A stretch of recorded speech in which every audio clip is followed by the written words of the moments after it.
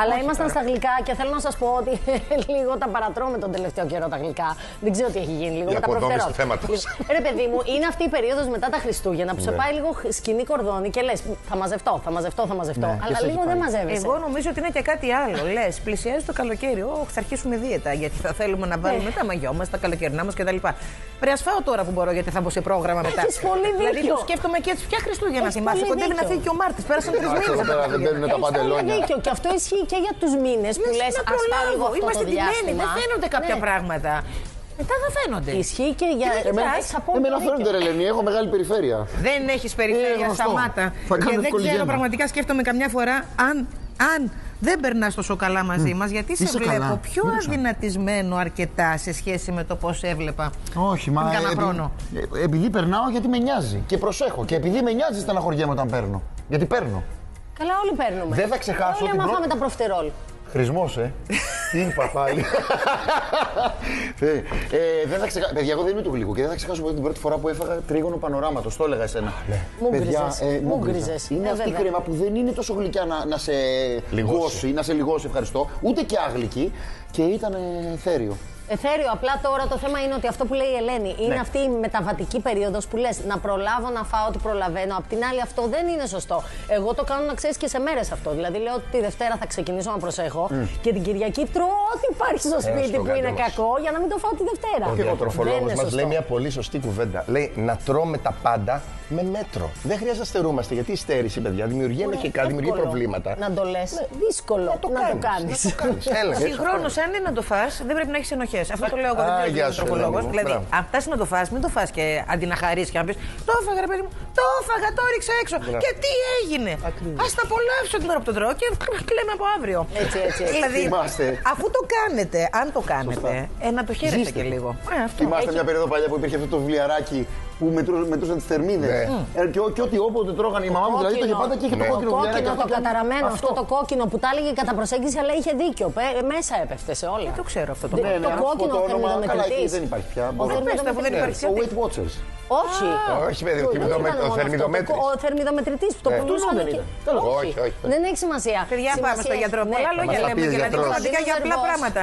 Λέει πολύ ωραία. Πάμε να δούμε τι μας λέει ο διατροφολόγος μας, πώς μπορούμε να καταφέρουμε να τρώμε συνειδητά, να ξέρουμε όταν ξεφεύγουμε, να το απολαμβάνουμε, φαντάζομαι, και εν πάση περιπτώσει τι πρέπει να σκεφτόμαστε για να μην παραξεφεύγουμε.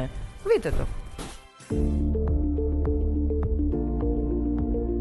Υπάρχουν 4 πράγματα τα οποία αποτελούν εχθρούς της απόλαυσης. Το πρώτο είναι η συνήθεια, το δεύτερο είναι η παρόρμηση, το τρίτο είναι οι ενοχές και το τελευταίο είναι η πολύ μεγάλη πείνα. Η παρόρμηση, που σημαίνει η γρήγορη κατανάλωση της τροφής, πολλές φορές οφείλεται στο γεγονός ότι τρώμε συναισθηματικά. Όσον αφορά τις ενοχές, όταν ξεκινήσουμε να τρώμε κάτι και μας αρέσει πάρα πολύ, αλλά παράλληλα σκεφτούμε εκείνη τη στιγμή ότι μπορεί να παχύνουμε, τότε αυτομάτως ξεκινάει η διαδικασία της αντίστροφης μέτρησης αναφορικά με την απόλαυση.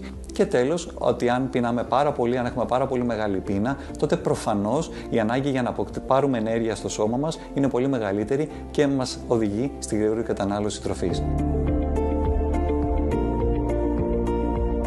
Πώς πραγματικά μπορούμε τότε να βουτήξουμε όντως την απόλαυση της τροφής χωρίς να νιώθουμε τύψεις και ενοχές και χωρίς να έχουμε το φόβο ότι όντως μπορεί να υπερκαταναλώσουμε κάποια τροφή, μα τρώγοντας ενσυνείδητα.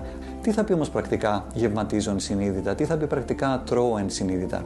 Σημαίνει το ότι είμαι παρόν σε όλη τη διαδικασία της τροφής, σε όλη τη διαδικασία της γευματικής μου συμπεριφοράς. Για να μπορέσω να τα κάνω όλα αυτά, θα πρέπει να βρίσκομαι και σε ένα περιβάλλον ουσιαστικά χωρίς περισπασμούς, χωρίς ενοχλητικούς ίσους ήχους, ένα περιβάλλον που θα είμαι περισσότερο συγκεντρωμένος για να μπορέσω να εστιάσω σε όλη τη γευματική εμπειρία. Σαφώς δεν είναι κάτι εύκολο να το κάνουμε, αν σκεφτούμε ότι πρακτικά μέσα στην ημέρα όλοι τρέχουμε για να προλάβουμε τα πράγματα που έχουμε να κάνουμε και είναι πολλές οι φορές όπου καταναλώνουμε την τροφή μας είτε μπροστά στην τηλεόραση, είτε μπροστά στον υπολογιστή, είτε στο αυτοκίνητο ή τρώμε φευγαλέα στο πόδι. Υπάρχουν λοιπόν πρακτικά βήματα και πρακτικοί τρόποι για να μπορέσουμε να το κάνουμε αυτό και χρειάζεται σίγουρα πρακτική εξάσκηση. Το αν γεύομαι αυτό που τρώω ή απλά καταναλώνω αμάσιτα την τροφή δεν δηλώνει μόνο τον τρόπο με τον οποίο σχετίζομαι με την τροφή και με το σώμα μου, αλλά ουσιαστικά δηλώνει και τον τρόπο με τον οποίο σχετίζομαι με την ίδια μου τη ζωή.